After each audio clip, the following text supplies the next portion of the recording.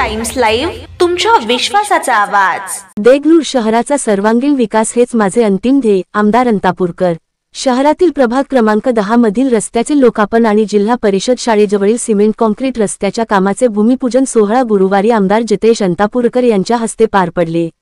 याप्रसंगी बोलताना आमदार जितेश अंतापूरकर म्हणाले की देगलूर शहराचा सर्वांगीण विकास हेच माझे अंतिम ध्येय आहे। विकास हा कागदावर नव्हे तर जमिनीवर दिसायला हवा। मी जे बोलतो ते कृतीत उतरवतो। माझा प्रत्येक निर्णय हा जनतेच्या हितासाठीच असतो। आगामी काळात देगलूर शहर हे राज्यभर एक विकासाचं मॉडेल ठरेल, यासाठी माझे विशेष प्रयत्न राहणार आहे। मात्र हे साध्य करायचं असेल तर लोकसहभाग आणि जनतेचा विश्वास देखील तितकाच महत्त्वाचा आहे आणि तो माझ्यासोबत आहे, असे त्यांनी यावेळी बोलताना नमूद केले।